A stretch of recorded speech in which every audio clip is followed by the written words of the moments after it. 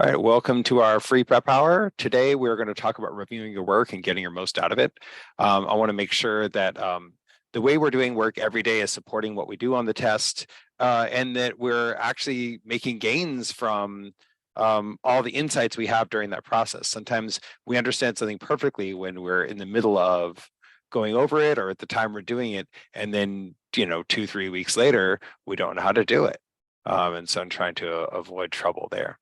So I want to run through some broad principles that we can use, and then try to apply some of those principles to how we think about problems that we have done.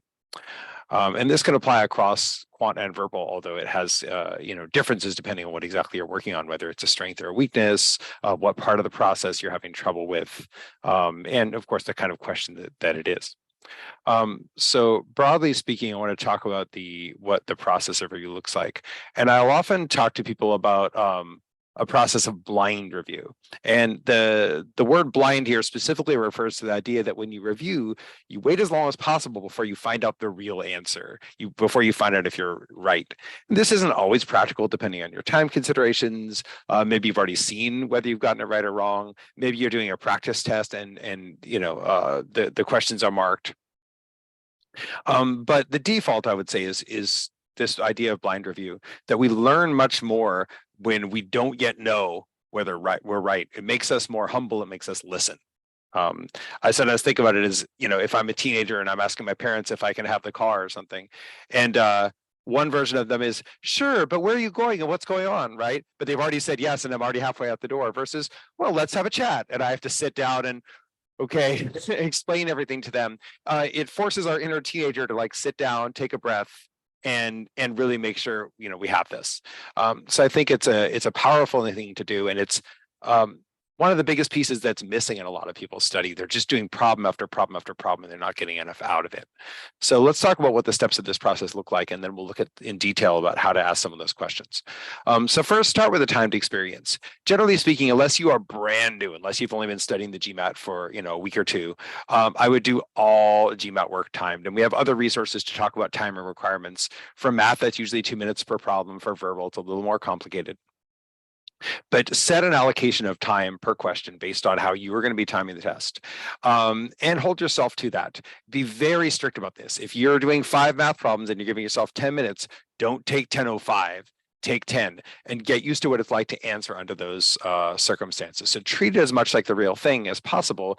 That way you're getting daily practice for the real thing. You're not just, simulating the test on practice test days. Your daily work is supporting your process of doing a timed difficult test. Then follow up with this blind review. So the main idea, as I said, is to review before you check the answers. This can include finishing the job, right? One reason to review before you check the answers might simply be that you didn't get a chance to do the problem yet. And so right now your answer is a complete guess. Now you still might sort of run your scorecard based on the answer you put down. You'll say, oh, well, I wasn't sure what to do. I knew D and E were wrong, so I just guessed C, but I wasn't able to finish. And now that I look back, of course, it's not C, it's A. Okay, right? Other times you might have no idea what the answer is, and it's partly, that realization of, oh, I had to guess completely randomly. But take that time to figure it out, do what you need, so that you're not, quote unquote, spoiling the question before you've had a chance to really get what you need out of it. As you're doing this, you're of course looking for what is a good way to do this problem. And so often this involves evaluating alternatives. This can even be deciding that a certain way isn't very good. You might say, oh, I did it this way and I like it. I could have done it one of these other ways, but I don't think those are good ways. But how do I tell that? How do I know? So I do all that before I even check the answers. Hopefully, the majority of the time, you're not going to be surprised, right? You're going to say, yeah, well, I figured out it was D and I did it 2-3 different ways and it was D every time. Final answer. Or sometimes I got D originally and I did it another way and I got B and I was stuck. Which one is it? And I had to kind of work to reconcile those. And now I see why my first answer was right and what was wrong with my other approach. So hopefully by the time you've done all that, there aren't a lot of surprises. But every now and then someone will look at the answer key and they'll almost suspect there's something wrong. Wait, the answer is what? E? That was the first one I crossed out. That seemed impossible. So what am I missing? Possibly there's a mistake, right? The answer key is messed up. I misread and the answer really is B or what have you. But usually when there's a surprise, that means there's something I misunderstood about the problem or about what a good answer is supposed to look like. And I might learn a lot from that. But I want to see if I can figure that out myself before I look at the explanations. For instance, let's say I'm doing a strength and weaken question. And to me, answer choice A strengthened the argument. And I was looking for a weaken, so I immediately crossed off A, but then A is right. What am I missing? Was I supposed to be strengthening the argument? Does this not really strengthen? What's the misunderstanding that I'm having? Maybe I can catch that for myself. Sometimes with math, it might be just a missing factor. Oh, earlier I was just doing some work. I don't know why. I know my times tables, I swear. And I said, I factored a number completely wrong, right? It just was not the numbers that go into that. And I don't know why. Maybe I was going too fast. Maybe I was thinking of something else. But we look back and we just say, oh, I made a mistake. I don't even know if I would have been able to forestall this one, but it's those kind of things that we notice. Sometimes we suspect that we're right, but we can't prove it. Right? We just think, yeah, I think the answer is probably B. It seems most likely. This can happen a lot with, say, sentence correction, where maybe our ear just tells us it's right. Or, we're looking at a number and we're saying, these seem too small. These seems too big. I think it's somewhere around here. I wasn't able to prove it, but now that I have that extra confidence boost of knowing that the answer is right, now can I take the time and prove it? Maybe I didn't feel good trying to do that when I wasn't sure about my answer. And then, of course, for any surprises, really, really review for that. Especially for verbal, this can differ depending on where the source of the error was. Was it more that you didn't like the answer that turned out to be right? You suspected the right answer was wrong. Or is it more that you really did like the answer that you picked that was wrong, right? In other words, where you put off of the right answer, or were you tempted by a wrong answer? Sometimes it's both, right? Sometimes it's both. This is less of an issue a lot of the time with quant, because often when we're wrong, we've simply miscalculated. We've done something incorrect, and so if we calculated correctly, we'd agree with the answer. But with verbal, it can be different, because I might say, well, I think B works, but the answer is saying D, but I still like B. So, why can't that also be the answer? And that's less likely to be something we do with math. So we're looking at where that error came in. At that point, I'll go to the explanations. If you're using the official guide, you can work straight out of those explanations. For our students, we provide our own set of explanations in our navigator tool. We try to outdo the official guide and make them more student-friendly and practical. But you may have other sources of explanation, including a tutor or a friend, what have you. But get those other explanations once you've done as much as you can on your own. Okay. Is there something that you missed, something you overlooked? Is there a principle here, right? That you could lean on? And if there's something you didn't notice, why not? And what would have allowed you to notice it? Right? Maybe there's a really cool way to do this algebra problem that involves divisibility. And you never even thought about, oh yeah, the right answer has to be a multiple of 12 or something like that. So what would have made you think of that? What could have prompted you to have that idea? And then make sure you're working out what your takeaways are going to be. And I think this is a really important step that people tend to leave out, which is, okay, I have this now. What am I going to do with it? It's like you read an amazing article that changes how you think about something. And then you say, okay, but a month from now, will I still be thinking about this? Will I be acting on this? Will I remember to do this? Right? So this can be a lot of different sources that we'll talk about, but have some kind of plan of what you want to do from these, even if it's just simply do the problem again. Okay. Questions or thoughts about any of the parts of this process? Some people complain at this point that this is going to just be too time consuming.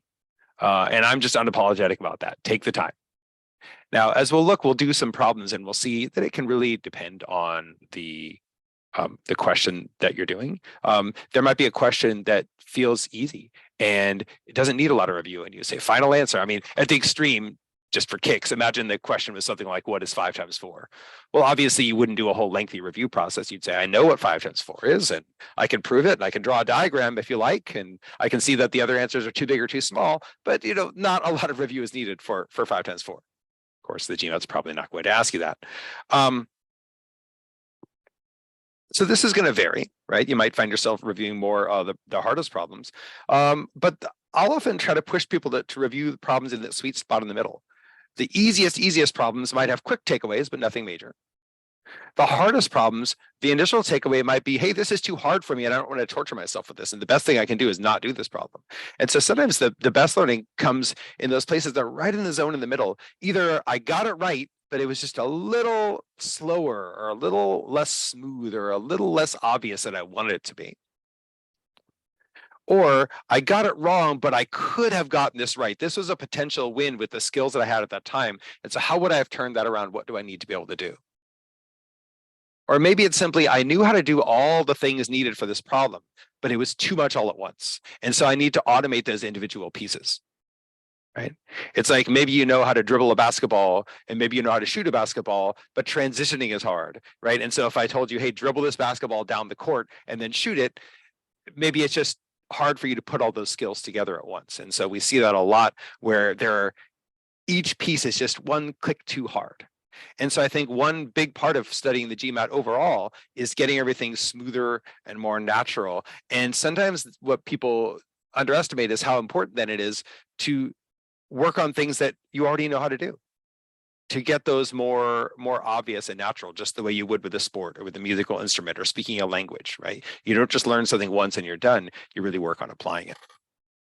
So I want to give you a more detailed list of questions you can ask. In the interest of time and keeping everyone awake, I want to go through this pretty quickly and let you refer back to this as needed. But a couple sort of domains that we'll try to expand upon as we do some questions. So questions you might ask yourself during your review process. So one would be just, what's the problem asking for? Do I literally recognize what this is testing? Do I know this kind of material? And it's most obvious, you'll just say, oh, this is about trapezoids and I don't know how to do those, right? But whatever it is, you want to know, do I recognize the content involved? Can I literally see what the question is, right? Am I answering the question that they asked? I would say the single biggest source of error on this test is that people are answering a different question than what was asked. And they don't always realize it, of course, but they're answering some variation. Often this has to do with rephrasing or simplification, whether that's in data sufficiency, where rephrasing the question is one of our key strategies, maybe the most important strategy. Whether it's in critical reasoning, where you simply have to say, well, what would weaken the argument? What argument are they making, and how could I weaken it? What flaws does it have? Another big thing, especially in verbal, is prediction. Can I predict this answer? And I think a lot of people look back and say, well, no, I wouldn't have thought of that particular thing. But could I have predicted the type of thing? Could I have anticipated what kind of answer I was looking for in terms of what would weaken the argument, or what does the author agree with, or which of the following is provable, right? What am I looking for in those answer choices? As we talked about, you're also looking for effective approaches. Is there something that's faster, easier, better, simpler? Is there something I should have thought of that I didn't? And why would I do that? And does my decision depend on my current skill level versus a skill level I'd like to reach? And those are different. At any given time, you have a skill level, for each part of the test that you're working with, and you make decisions based on that. But you might look and say, right now I'm better at algebra than at, say, estimation or back solving or picking numbers. But I want to work on those alternatives and I want to strengthen them. And if I don't strengthen them now, then I'll always feel like I have to lean on algebra, and that's not always the best solution. So I might look and say, okay, I think I was right to do algebra on this time set. And if I were on the test, I'd want to do algebra. But looking back, I can see how it might be easier to pick numbers if I practice it. So let me make sure I have that ability ready to go. What are the sources of difficulty? You may have found the problem fairly easy, but almost every GMAT problem has some level of challenge to it. So were there traps, whether those were sneaky little things in the answer choices or just extra elements to watch out for? How would you avoid getting into trouble that you got into? Whether that's that you missed the problem, that you took too long, that you did work that you just didn't need to do. And then are there just things that could be smoothed out, could be made faster? Sometimes it's a matter of even just taking something and making it 5 seconds faster. Also, were there any opportunities to eliminate choices without doing the full solution? Maybe you look back and say, oh, wow, that was a lot of hard algebra, but honestly, only A and B even make sense as answers. So if I needed to, I could have guessed from there. Or looking back on this inference question, some of the answers seem almost impossible to prove. So it seems very unlikely that those would be the answer, even if I didn't understand the text fully.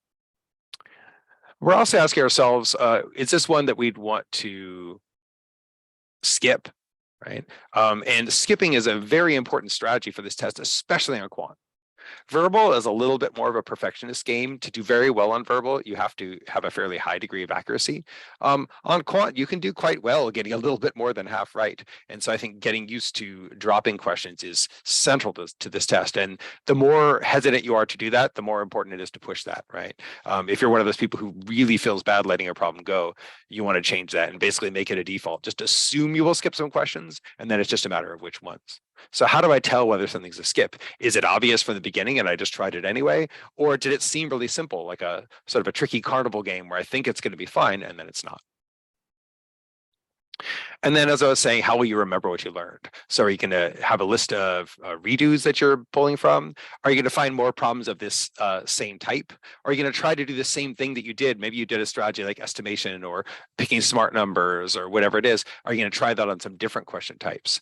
Are you going to build up some notes on this? Are you going to add to a flashcard? Sometimes flashcards are rules. What do you do when you have the same base on an exponent, right? And other times they're more situational. Hey, when I see a problem like this, here's what I might want to think about, noticing or doing. And try to think in terms of broad toolkits, not just one way to do things. For better or for worse on the GMAT, it's pretty rare that you're going to see a problem and find a way to do it and then say, okay, I'm going to see a lot of problems like this and they're always going to be solved this way, right? That often happens with academic work and school and things where we learn a problem type and we're just going to see more of the same. Once you know how to do long division, you know how to do all long division problems. There are variations, but the basic thing that you do is the same on a repeated basis. Right? If you know how to calculate compound interest and you know the formula, then you can just do that. The GMAT tends to add complications to work with kits. And so, for instance, on a rate and work problem, am I adding rates, subtracting rates? Am I trying to build up an average? Is it one of those ones where there's 9 machines, but then some of the machines break down, and how fast am I now with fewer machines? So it's more about what are the tools I have available for this type of question rather than how do I do every question of this type, because there just isn't that repeatable method that you can just memorize, unfortunately. So these are some things to ask. And so I want to try applying that to a few different kinds of problems. So I want to compare a couple of algebra problems. So I'm going to give you about 2 minutes to look over these 2 algebra problems and see what you think of them. And then we're going to talk about how we'd review them, what we get out of them. You might find they're both fairly simple. There might be something tricky about them for you, but take about 2 minutes, see what you can make of them, and then we'll discuss on the other side.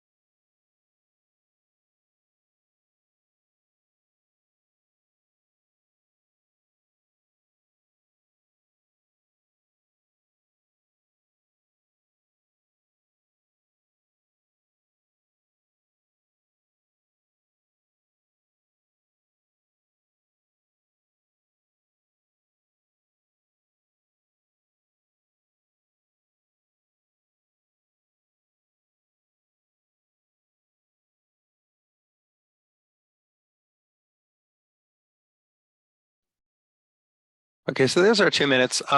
If you haven't already, take a moment to note down your answer for each of these, even if you're not done or even if you're not sure. Naturally, on the GMAT, for 2 problems, you would get more than 2 minutes. But we want to get used to working with whatever time constraints we've landed ourselves in. So, if we're trying for 2 minutes, we try for 2 minutes, we write it down. So go ahead and write those down, or stop and commit in your head what answers you are going for in these, whether they're solutions or guesses. And then we'll talk about how we might learn from both of these, even if we got them right, even if we felt good about our method for these. So I'll ask those of you who are here to pull in an answer for this. I'll just give you a little pop-up to pull. So pull in your answer for the first one. Maybe you were wondering if this cannot be determined. Is that really an answer? Can that happen? We don't see this very often on a data sufficiency. It's a built-in answer that, hey, with statement 1 and 2 together, I still can't answer. That's E. Doesn't happen as much in problem solving, but it can show up. And if it does, it's a valid possible answer. It's not necessarily a trap answer. We'd have to know why it can't be determined. So one thing I have to think about when I'm reviewing a math problem is if I think something can't be solved and it can, or if I thought something could be solved and it couldn't, where was the disconnect there? Where was that source of difference? Okay, so a question like this first one, partly what is really testing is recognition.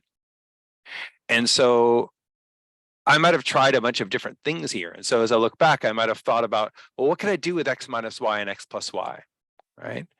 For instance, maybe I'm used to substitution.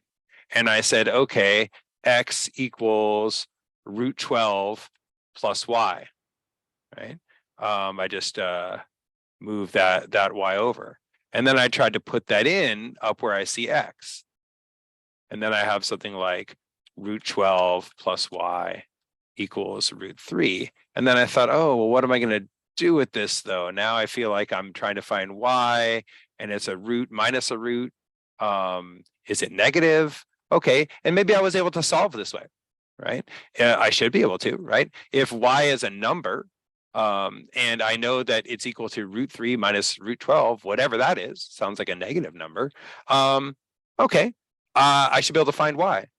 And so from a solution standpoint, I might stop right there and say, oh, if I can find y, then I can find x. And if I can find x and y, then the answer can't be E.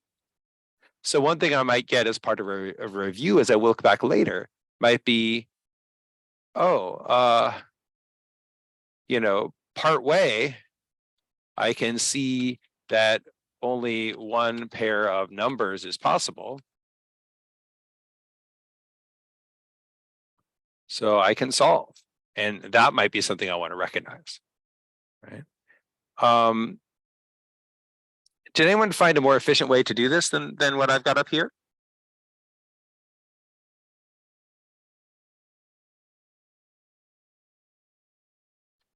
Sometimes we're trained to do things like stack variables, and although that's, I think, hard to do here, it does allow me to solve for x directly. And so I might remind myself that often when I have 2 equations, stacking is better than substitution. So if I say x minus y, stacking is also sometimes called elimination. Let's say I say x minus y is root 12 and x plus y is root 3. And I add those. Then I get a 2x is root 12 plus root 3. Again, at this point, I can see that I can find out what x is, although I might not want to do it yet. But I might have trouble simplifying my roots. So maybe I need to look back and say, hey, do I remember how to simplify a root? So if I know that a root is going to be equal to, whatever I can pull out that is a perfect square, I can say, hey, root 12 is 4 times 3. 4 is a perfect square. In other words, 4 is 2 times 2. So I could say, hey, this thing is 2 root 3. So maybe I need to make a note of that move here, that I can call this thing 2 root 3 plus root 3. And maybe I also need to remember that I can add those, that I can add root 3s just like I'd add x's or 5s or anything like that and say, okay, x is, or or 2x, I should say. I've got to watch those kind of things. 2x is 3 root 3. Now at this point, I might again say, all right, this is great, but now to find x, I got to divide by 2, and then I got to put that in. It's going to be 3/2 of root 3, and then y sounds negative. This sounds terrible. And at this point, I might look back and say, oh, but what they were asking for was not x or y. And a lot of times on the GMAT, I have to remember that if they ask me for some kind of combo, that often involves me not having to do all this work. So another level of review, even though I might gain a lot, and I would encourage you to try this. Try going back and finishing these solution methods that I put up, whether I'm substituting, whether I'm stacking. I'm not finishing these, right? The point is not how to do algebra today, but how to review.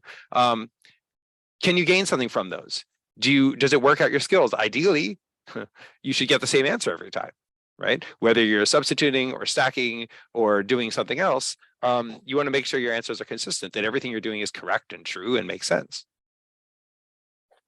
But I might look back and say, I don't want to do all this work if I don't have to. Maybe what I really need to recognize here is that this is a common pattern, right? And so a key thing I would definitely like add to notes or put on a flashcard if I didn't have this here is this recognition point, that this is what we call the difference of squares. And this is one of those patterns that anyone who takes a GMAT needs to memorize. And it's simply that x squared minus y squared, or any two squares subtracted from one another, that's why it's called the difference of squares, will be equal to x plus y times x minus y. And it turns this into a much nicer problem, because I can just say, oh, they want x plus y times x minus y. And someone who's a GMAT pro, and maybe some of you are already in that category, might recognize this immediately, right? And take very little time. So then I just say, oh, I know what x plus y is. That's root 3. And I know what x minus y is. That's root 12. And so what they're really asking me to do is just multiply. Multiplying those two things together. I could figure out that root 12 is 2 root 3, but I don't need to, because I can also just put these together and say this is root 36. And this is 6. So I would argue that this is by far the best way to do the problem. But my point is not, hey, look at how clever this solution is, or look at how important it is to know that. I think it is important. But then when we do a problem, we don't simply want to judge the problem based on whether we got it right. Because if I did it one of those other ways, that still might have been a lot for me to learn here in terms of what is this question really asking me for, and what is it really expecting of me? Someone who writes this problem knows that there's this solution, right? It's not like a trick that I figured out that the test author didn't know about. They know the solution is there. In a sense, they're almost expecting you to do the solution. And they're sitting there to, gloat over the people who are getting stuck trying all these other things and not recognizing this. So this is one that I would argue is meant to be done in less than 2 minutes, honestly. And if you're, getting, say, a 46 quant or something like that, you might not even never see this problem. Or you might see it very early in the test, and you get it right and you move on and you never go back to this level again, right? Not because this was the easiest problem of all time, but because it has an easy solution available if you see it. And often the harder GMAT problems don't have such quick pat solutions, even when we recognize a couple of clever things about them. So those are some things you might look back on. But on the other hand, if you didn't see this and you did those other ways, or if you spent time doing those other ways, that's not a waste of time, because you want to strengthen those skills too. You want to be able to substitute. You want to be able to solve those different ways.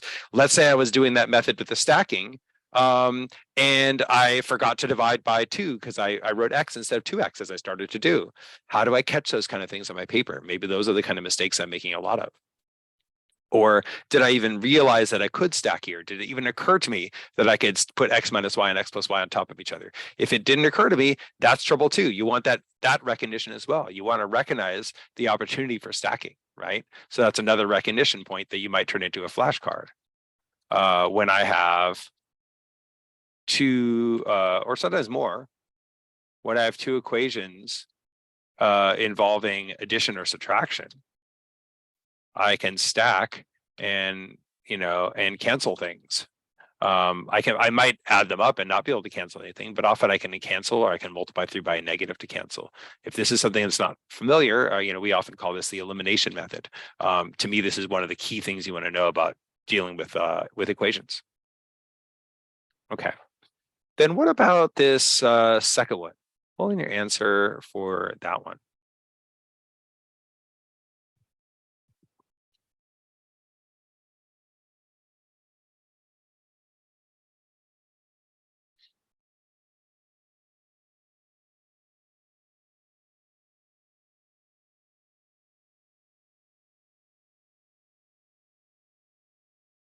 Okay. So, you may or may not have gotten this right. But what I want to look at for the moment is what kind of things you notice, regardless of whether you got it right, just about your process, right? So let's spoil the answer really quick. The right answer is negative 19. And one way you could test that is to say if x minus 1 were a negative 19, that would be x is negative 18. And if you put in negative 18 plus 3 and you square it, you get negative 15 squared equals 225. And in fact, yes, 15 squared is 225, right? So this is correct. This works. I don't have to test the rest because if I know that there's only one possible value, this one has to be it. So if I'm pretty confident in my work, I could stop here.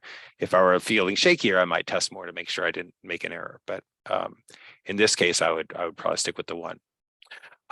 So that's our answer. The answer is E.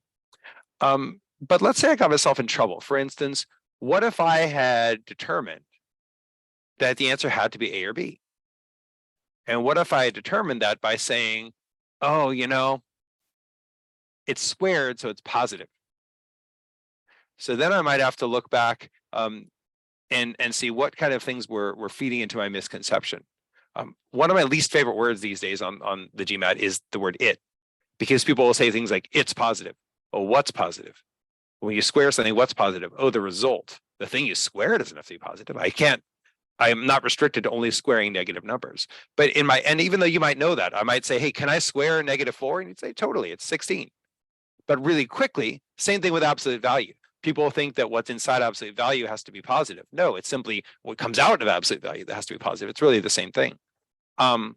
So even though, maybe none of you made that mistake, maybe you're saying, oh, I wouldn't think that. I didn't think it was had to be positive. Those are the quick kind of things we say and we go, oh, wait, that's not what I meant. Right. Sometimes just, we haven't had our coffee yet, what have you. So we're looking for those kind of things. What are those little misconceptions I might have that are repeating? Can I throw that on a flashcard? Can I have an expectation? To build on that, I might say further, oh, well, in terms of recognition, what I should have said was I have a squared variable, right? That x squared.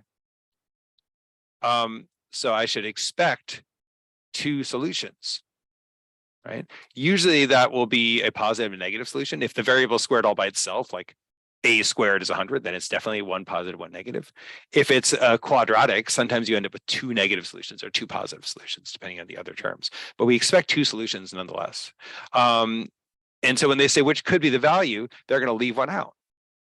So another thing I might note here is also not surprising that they picked the negative solution to use. Because of course I could have done something like this, right? I could have, rather than back solving from the answers, I'm not even saying this particular approach I took was a particularly good one. It just is an option. Someone might have gone in and said, oh, well, I know the square root of 225 is 15. So I'm just going to say x plus 3 is 15 and x is 12. Then I'd say, oh, x minus 1. Oh, that's 11. Uh-oh, that's not there. I might get mixed up and then just pick 12 or 13. Oh, maybe I was off by 1, or maybe I went the wrong direction. It should be 13. But that would be wrong. These are valid answers. They're just not there.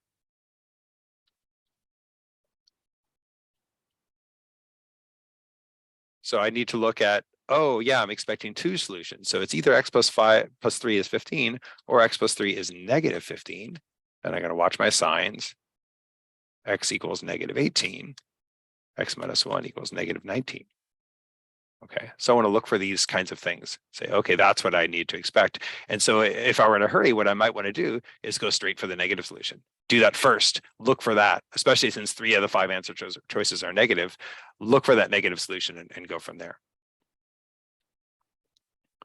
Other times I might have done something that's correct, but a waste of time, kind of like we were seeing on some of the others.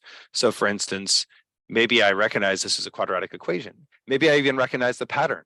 X plus 3 squared is the square of a sum, and that's going to follow the pattern of a squared plus 2ab plus b squared. So I can write that as x squared plus 6x plus 9 is 225. But this is going to be hard on me, right? The idea that we're going to have a quadratic equation, set the whole thing equal to 0 and factor. Notice that 225 was not hard to factor. But if I move that 225 over, now I have to say, okay, what's 9 minus 225? And I could easily mess that up, right? There's not even really easy way to do that, right? I have to kind of think about it conceptually. So I might say 10 minus 225 would be negative 215. So 9 minus 225 will be 1 less. So that's negative 216, but it would be so easy to do that wrong. I could also, of course, say 225 minus 9 and make it negative. That would work. But then I have to think about factoring that, right? And then what am I left doing? Unless I happen to know all the factors of 216 off the top of my head, or I happen to think of two numbers that add to 6 and multiply to negative 216, I'm left kind of doing something like this. So 216 is, I don't know, 2 times 108. And okay, I recognize 108 at least. And if I don't, that's a flashcard, right? Maybe, or a times tables app, right? Okay, this is 9 times 12, but I'm trying to find two things that multiply. If I'm lucky, I'll see, ooh, 2 times 9 is 18. So I can do x plus 18, x minus 12 equals 0. X equals negative 18 or positive 12. But I mean, can we agree this is a harder way to do the problem than what we just did? This is just not the optimal solution. It is a solution. It works. If I did it, I could get the right answer. But it's a lot of work for something that I could do more easily. So I always want to look back and say, is there a cheaper, simpler solution? Sometimes I tell people to be a little entitled, right? Be a little spoiled, right? I've compared it to, you see a bunch of people waiting in line for something and you don't want to wait a line. Is there a way for you to cut the line? Now that can sound very unfair and elitist, right? Well, why should you cut ahead of these poor people who have been standing there, right? But if on the GMAT you figure everyone's on their own on this test, and if there's a way to get to the answer faster, you're not cheating. You're just getting there. You can start anticipating these things, and you might be surprised how often there is such a way. Whether it's just an easier way to do algebra, or a cheapo way to go straight to the answer. We want to expect those things. Okay. So this is the kind of thing we might do in review, might put into flashcards, and we're focused less on, did I get it right or not, than that. I have a lot of people bothering me in class or in tutoring sessions, kind of like, did I get it? Did I get it? Am I right? Did I do it? And I understand that. I want to know when I'm right too. I like feedback. I like, usually, I like instant gratification, but we want to delay that. We want to take that, again, that sort of impatient teenager in our head and say, yeah, hold on. Right? Give it a moment. What else can we do with this? Whether you got this question right is not really the issue. Even on the real test, it's not. There's no one question that you must get right on the test. In fact, you're very likely going to miss quite a few. So it's more about optimizing your overall, and we want to make sure that we're doing that, not just getting things right. Okay. So let's look at something totally different. Let's say I'm looking at a reading comp question that I did. And I'm going to give you the reading comp question. And I'm going to ask you something weird. What would you pick if you didn't have the passage, which you don't, right? So if you don't have the passage in front of you, what would you pick? And this might simply be, there's a couple I wouldn't pick, and I'm going to choose from what's left. But take a moment to try this. It's a silly exercise, I know, but I've actually done this with a lot of my tutoring students to good effect. Try to answer the question, without the passage? What do you notice?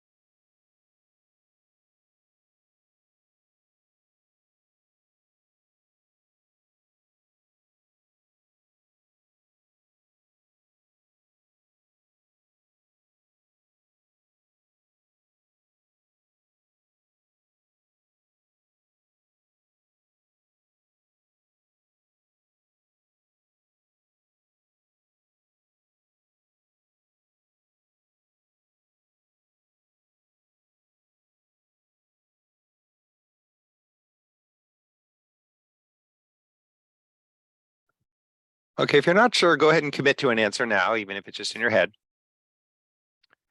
And notice that, of course, if we don't have this passage, I don't know, unless we happen to be an expert on these authors, we probably just have no idea which of these may or may not be true, right? We can't really prove it. But now let's look at what the answer actually is. Answer C. Now I want you to look back and say, oh, yeah, I see why that's a better answer than some of them. So what is it about that, even without the passage? What makes this a nice answer to pick?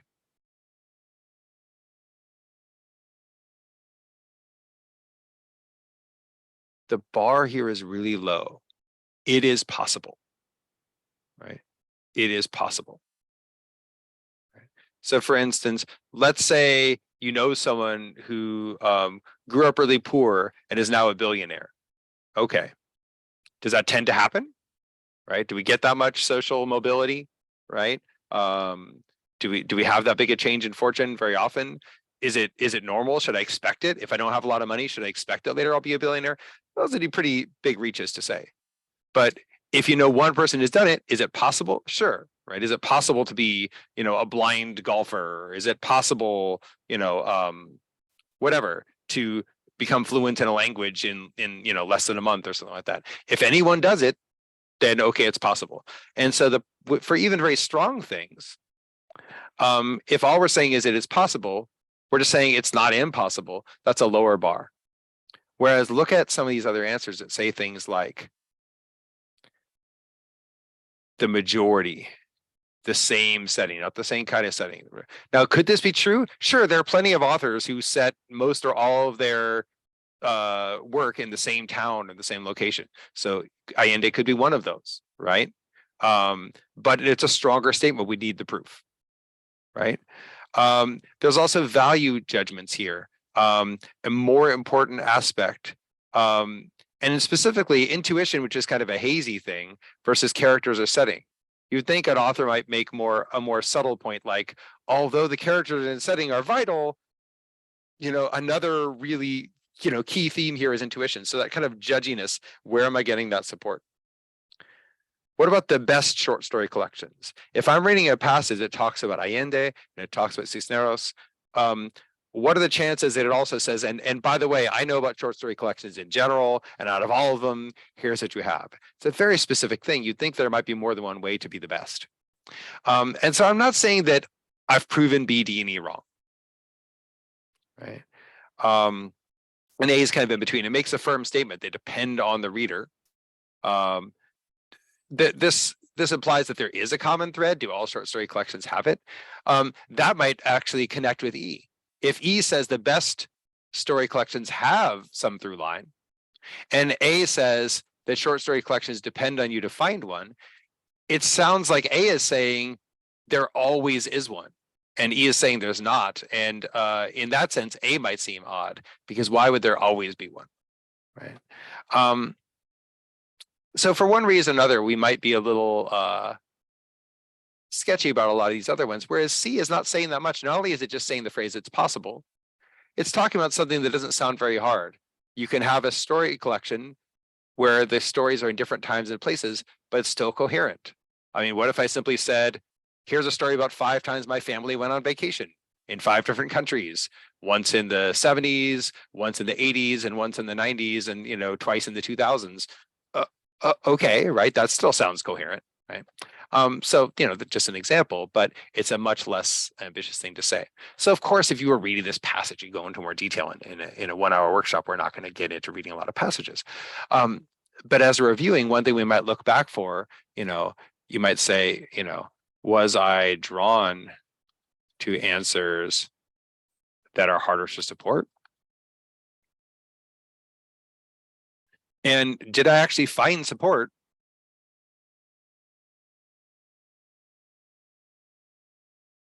Find clear support for my answer. Reading comp shouldn't be about guessing if we can avoid it. It shouldn't be about, well, that seems reasonable, right? So if the author is writing about, Latin American short story writers, does the author read Spanish, right? Does the author know Spanish? Yeah, it seems reasonable.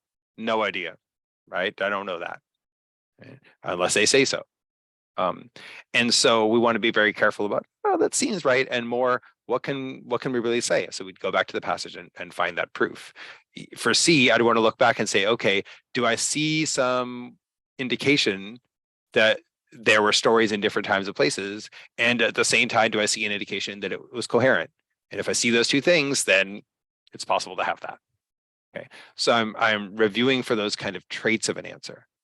One of the most common things that people do wrong on reading comp is when they think they're supposed to, or when they're told to make an inference, they think they're supposed to make some kind of leap, right? Oh, an inference must be some really big, interesting idea that you come to, some realization you have, rather than just something provable. And so it's very mundane. It's more like a math than people realize of, can I just prove this? Okay. The other thing is making sure it's very as predictable as possible. So here's one where we will do some reading for a CR. And what I want to think about is, how would we predict this? So again, I'll give you 2 minutes. I want to recommend that for the first part of this problem, you try to predict an answer. So don't even look at the answer choices. Do your best to predict. And when you're ready, you can pull in your answer here. But we'll check back in 2 minutes and see what you did with this and how we might productively review a problem like this. Okay, here we go.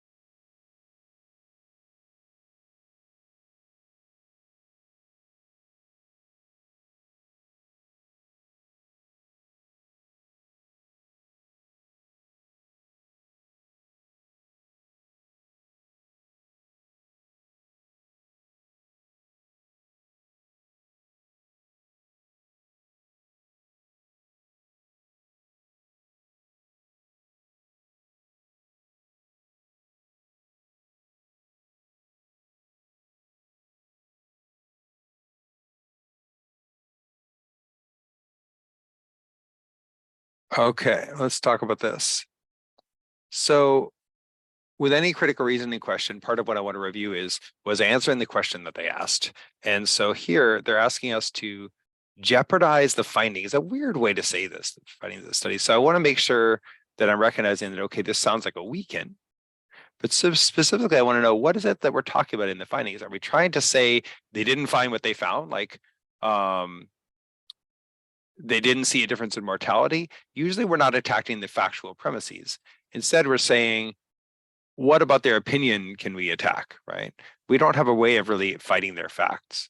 So instead, we have to look and say, okay, they claim that reducing nicotine intake does not improve one's health. So we want to, why might it be, why might the claim be wrong? And so why might reducing nicotine still improve health? So that's like the broad thing I would want. And at the very beginning, I might go into the answer choices just looking for that. But what I'd like to do, if I can, is go a step further and say, well, what could be wrong with this? It does sound convincing. I could see, if I really wanted to smoke, if that was my thing, I might say, see, right? These people stopped smoking and nothing happened, right? And I've heard people justify all sorts of, supposedly unhealthy behavior that way. They'll say, oh, my grandfather smoked every day and he lived to be 100. Okay, right? Does that disprove that smoking is bad for you? Maybe not, right? But someone who wants to do the thing will try to convince themselves of that. So we'll look back and say, all right, I can see how you'd be convinced by this. People cut down on their smoking. Nothing seemed to happen, at least in terms of health benefit. Maybe they smelled better, what have you. It didn't change, your performance relative to heavy smokers. Your cardiovascular disease was the same across all the different groups. Okay. So how could this still be wrong, right?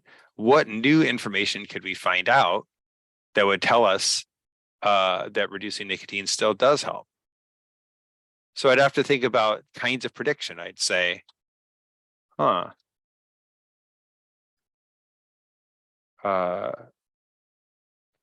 was there some flaw in the data collection? This is rare, right? So in other words, if the premises seem wrong, it could be like, okay, did they not look at the right things? Maybe there were health benefits that they didn't show. I have seen questions that hinge on that where, hey, I didn't find a benefit, but I was looking.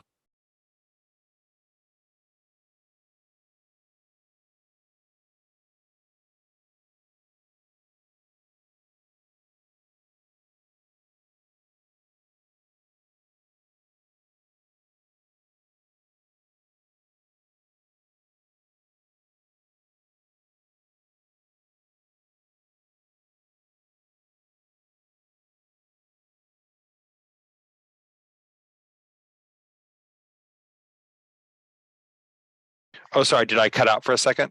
Was it just for a moment? It's that pesky mute button on the side. Okay, sorry. So I was saying, we could have something like that people lied or we're looking at the wrong things, but that's not very likely on a GMAT question. Usually we're going to accept the premises that are given, which is that people really did cut back on cigarettes and we really didn't see a change in the mortality. So another thing could be, is it all or nothing, right? Right? What if cutting to 0 did have a benefit, right? So maybe it's going to be something like that. Or I might ask, and this might be a tricky one that I don't think of, but I might ask,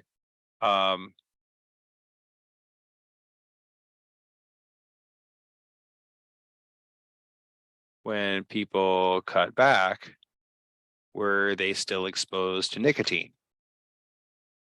And there's a couple answers that address that interesting possibility that we may or may not have thought of. And so one thing I might look at is, are there any things that I would like to have predicted that I didn't? Right? I can't make a game of it where I spend 5 minutes predicting answers. I'm supposed to do this whole problem in 2 minutes. But often the prediction stage is worth a little bit of my time. And if I practice it, I can get faster and faster at brainstorming things, right? I can throw out some ideas pretty quickly and see sort of what's gonna be likely and what's not.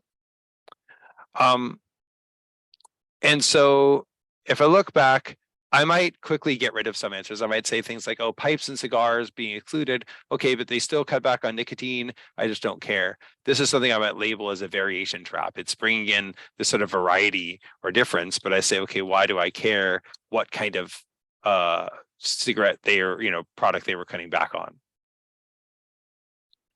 on. D is interesting. This fits a prediction. C is another variation trap. They had all sorts of variations, but they don't tell us a way to tell one group from another, right? If I looked at all the people who quit and they were all, say, old, and the people who kept smoking and they were all young, then it might be something tricky of, oh yeah, well, the young people hadn't had the harm yet and the older people already had, and so you didn't see the same change as if they'd quit. We don't have any of that information to use, right? So then A and B, these both fit another of our predictions. Both of these talk about other sources of nicotine. Okay.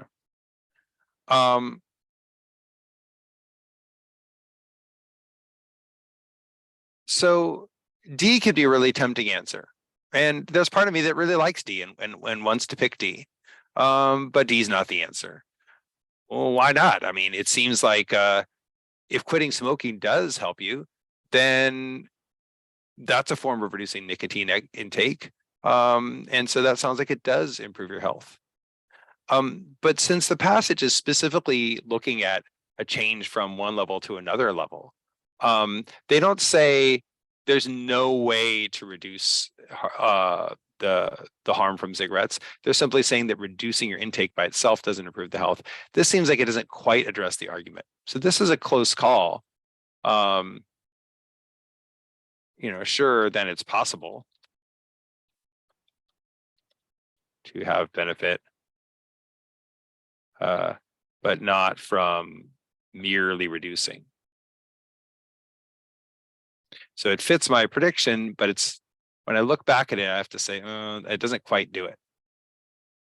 Then I look at A and B. These both are with the idea of, whether they're using skin patches or gum, or whether they're going to a restaurant or bar or whatever it is, they're still exposed to smoke. That's a sneaky thing, right? And that's always something you have to think about in any situation. If parents say, well, we don't let our kids listen to music with offensive lyrics, so they're not going to hear it. Okay, but what about all the places your kid goes and all the friends your kid has? Are they going to expose your kid to that stuff? Oh, right. And so A and B both mind that. So let's say we notice that, and let's say we were stuck between A and B. A lot of people tell me on verbal that they get down to 2 and that's where they get stuck. Right? Either they feel like they're the same, or they got rid of some that are really awful. They don't like either of what's left, but they're all they have. Right? So does, of course, to get down to 2 and they're both wrong. But it's pretty common that we'll get down to the right answer and one other, and expect that and plan for that and say, okay, how do I get down to 2? And then from there, how do I get down to 1? So what's the difference between A, the right answer, and B? Well, I'd have to think about as I review, if I sort of eliminate all this other stuff from my consideration and zoom in a little bit. One thing I might notice is extent. B has a very squishy term, many, right? So I don't know if it's enough to be significant. Is it most of them? Is it all of them? Is it just a few? So that's a little vague versus the majority. But notice there's a couple big differences between A and B.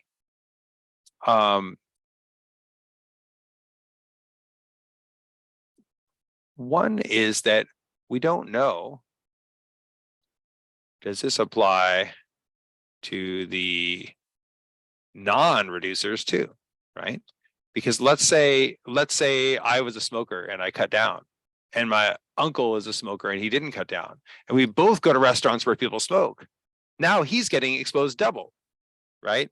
He's getting all his full dose of tobacco from smoking, and he's also getting all the bar or restaurant smoke, whereas I'm getting less of the direct smoking. And so even though I'm in a bar too, I'm still getting less than him. It seems like I'm still reducing, right? If so, right, then the reduction should still matter. And it doesn't explain what's going on. Right? The other thing I might ask is, well,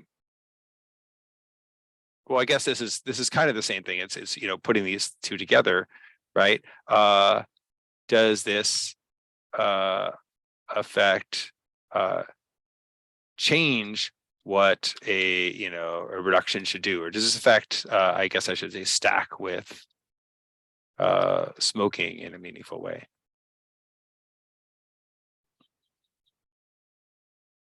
And so if it does, then